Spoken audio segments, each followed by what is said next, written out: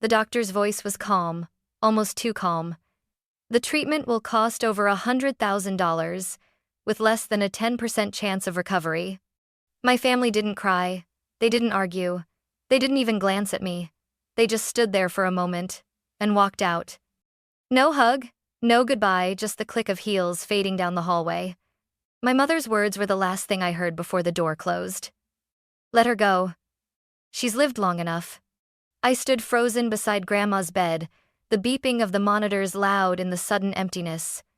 I was 17, broke, terrified, and completely alone, but I stayed.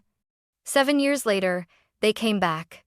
Not to apologize, not to mourn, but to claim every last dollar of the inheritance. And when the lawyer read the will, I watched the color drain from their faces. I didn't even realize I was holding my breath until the nurse stepped closer. Are you Victoria? She asked gently. I nodded. We'll need someone to sign the financial responsibility forms. Without immediate intervention, she won't make it through the week. Her words felt like a weight pressing on my chest. I was 17. I had a part-time job shelving books at the library, a college savings account I'd scraped together from babysitting and summer shifts at the diner, and a bank balance that could barely cover next month's bus pass. But none of that mattered. Because the woman lying in that bed wasn't just an old patient. She was my grandmother, the one who made me pancakes shaped like animals when I was sick, the one who told me stories about her childhood on a farm, the one who always had my back when my parents didn't. I picked up the pen. My hand was shaking so badly I could barely read the signature line, but I signed anyway.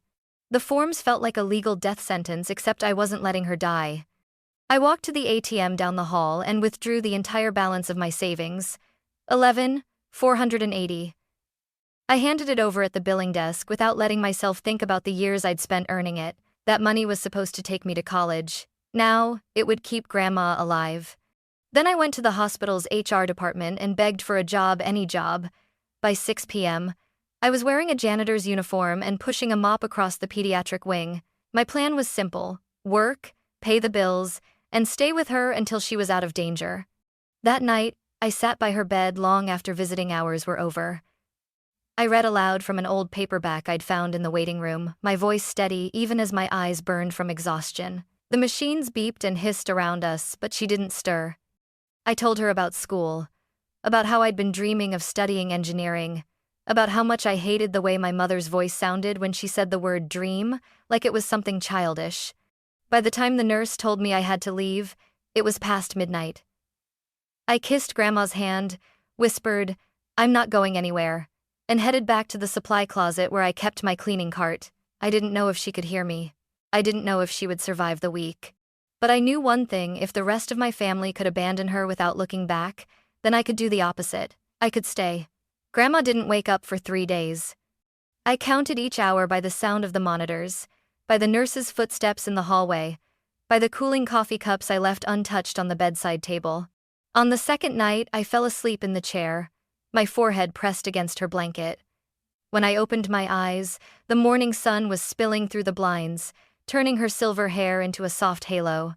She looked so peaceful, like she was just resting. But I knew the truth. Without the treatments I'd signed for, she wouldn't be here at all. On the third day, a raspy voice broke through my half-dream. You stayed. I jerked upright. Her eyes were open, glassy but aware, searching my face. Of course I stayed, I whispered, swallowing the lump in my throat. Always. Her fingers curled weakly around mine, and for a moment, the machines, the bills, the exhaustion, all of it faded. She was still here. That was enough. From that day on, I made a ritual of reading to her every evening. It didn't matter what magazines from the hospital gift shop, old romance novels from the library discard bin, even IKEA furniture manuals I found in the break room. I just wanted her to hear my voice. At first, she barely responded. Sometimes her eyelids would flutter, sometimes her hand would twitch. But then, one afternoon while I was spoon-feeding her broth, she made a face. Too salty, she croaked. I froze, then laughed so hard I nearly dropped the spoon. That's the first thing you say to me? Critique my cooking? Her lips curved into the smallest smile. You've always been terrible at seasoning. It was the most beautiful complaint I'd ever heard. The days turned into weeks, and little by little, she grew stronger. She could sit up with help, then speak for longer stretches. Eventually, we were walking slow laps around the ward, her arm hooked through mine, her slippers shuffling against the tile. The doctors called it unexpected progress. I called it love, refusing to let go. Every shift break, I'd rush upstairs to check on her. Every night, I'd leave the pediatric wing smelling of bleach and head straight for her room, where she'd be waiting with a tired smile. We didn't talk much about my family.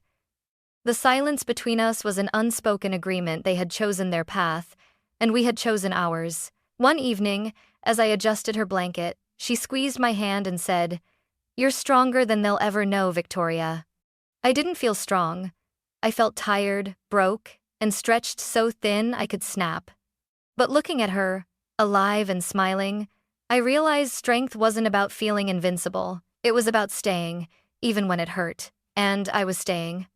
When Grandma was finally cleared to leave the hospital, it wasn't like in the movies, no dramatic music, no balloons, no crowd waiting with open arms.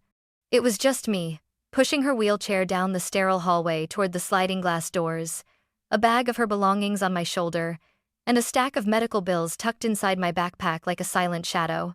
We didn't have a home to return to. My parents had already reallocated my old bedroom into something else, and I wasn't about to beg them for a couch to sleep on. So I found us a small one-bedroom apartment above a laundromat.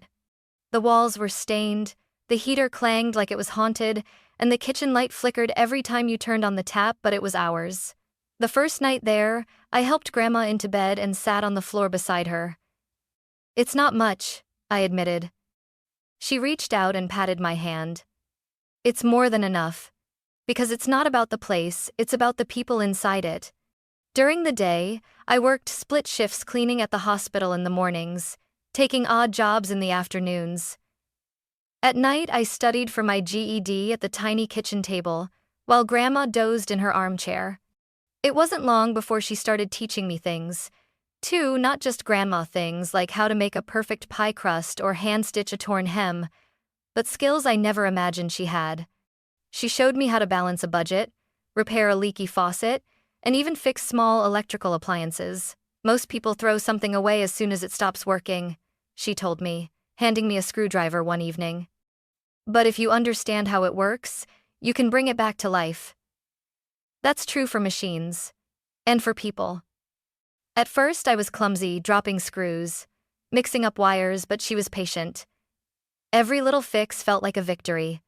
Soon, the counter was cluttered with old radios, busted toasters, and second-hand coffee makers people in the building had tossed our way. We fixed them all.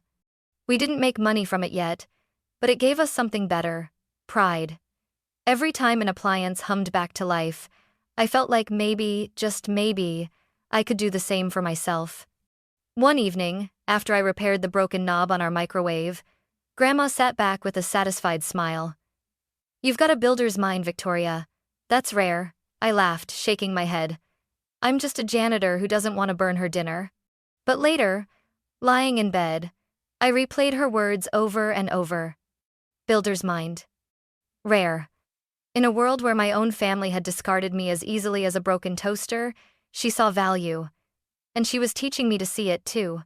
For the first few months after Grandma came home, I kept expecting my phone to ring. Part of me thought maybe my parents just needed time, that one day they'd call and ask how she was doing, maybe even offer to help. I pictured awkward conversations, maybe even a grudging apology. But that call never came. Instead, I got a notification from the bank. The joint account my mother used to manage had been closed. A week later, my phone service shut off. They'd removed me from the family plan without warning. No explanation, no conversation, just gone.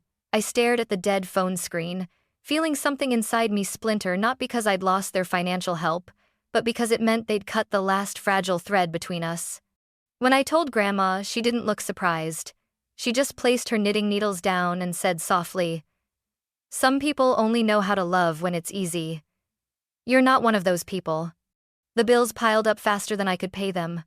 I started working double shifts, cleaning hospital floors at night, stocking shelves at a corner store during the day. My GED textbooks gathered dust until I forced myself to study during my bus rides between jobs.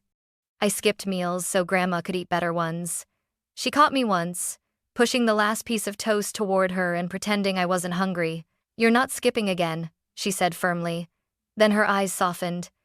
"If you're going to work yourself to the bone, at least make it worth something." That's when she made me a deal. She'd teach me everything she knew, mechanics, sewing, even basic carpentry if I promised to start charging for repairs. Within a month, we had a shoebox under the sink labeled Repair Fund.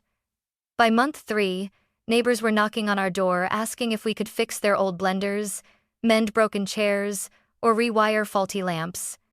Word spread.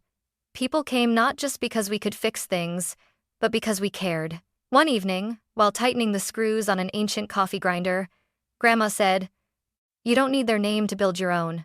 I looked at her. "Whose name?" She didn't answer, just kept working. But in that silence, I understood. She was preparing me not for revenge, not for payback, but for independence. For a life where my worth didn't depend on anyone else's approval.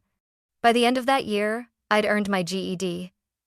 It wasn't much in the eyes of the family who'd abandoned me, but to me, it was proof. Proof that I could keep moving forward, even with every bridge behind me burned to ash. And I wasn't just surviving anymore, I was building. Our little repair corner in the apartment started as a way to make ends meet. But within a year, it became something bigger. The shoebox under the sink grew heavier each month. First it was just neighbors in the building. Then people from down the street started showing up, holding busted hair dryers, broken radios, even wobbly dining chairs. I learned quickly that every item had a story. The old lamp that belonged to someone's late father. The toaster a couple had received as a wedding gift 50 years ago. Fixing these things wasn't just about wires and screws. It was about restoring pieces of people's lives. One rainy afternoon, a customer brought in a small battered device she called a fall alarm for her elderly mother. It had stopped working months ago, and she couldn't afford a replacement. I took it apart on the kitchen table, careful not to lose the tiny screws. Grandma leaned over my shoulder. "You know," she said, "you could build one of these from scratch." I laughed. "Sure, and next I'll be building spaceships." But she was serious. Over the next few weeks, we tinkered in every spare moment, researching components online, sketching designs on scrap paper, testing circuits until our fingers smelled faintly of solder. We called it the Safe Step, a simple, affordable, wearable device that could detect a fall and send an alert. It wasn't perfect at first. The first prototype went off every time Grandma sat down too quickly. The second one refused to turn on unless you tapped it with a spoon. But by the third version, it worked reliably enough to show the local clinic. They were impressed and ordered 5 units. That was our first official sale. It wasn't a fortune, but it felt like one. We reinvested the money into more materials. Within months, we had a small client base, individual families, 2 assisted living facilities, and a home healthcare agency. The orders trickled in slowly but steadily. I still worked my hospital cleaning job to cover the bills, but every time I looked at our little production corner in the apartment, I felt a spark of something I hadn't felt in years: hope. One night, as I was packaging up an order, Grandma said, "You're not just fixing things anymore, Victoria. You're creating them." I smiled, tucking the box into the pile for delivery. Guess we're both builders now. That was the moment I realized we were no longer just surviving.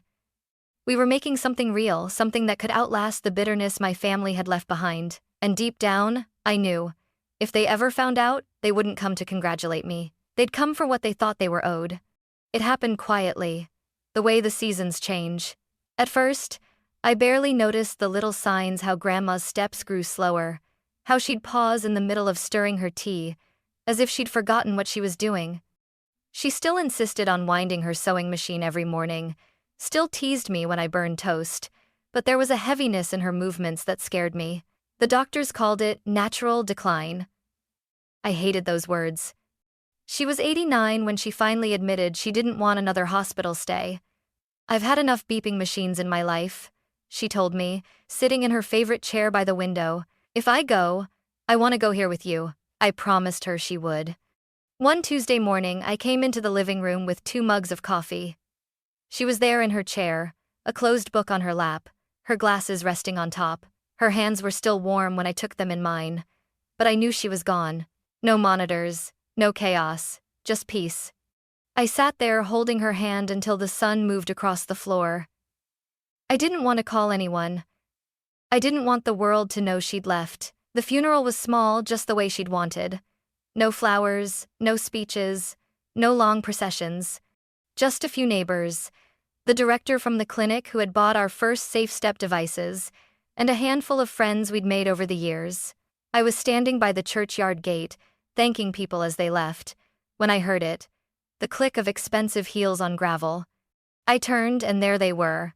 My mother, my uncle and his wife, my cousin in a tailored black suit that looked more suited for a boardroom than a burial. They looked around like tourists at someone else's grief, scanning the place as if expecting to find something worth taking home.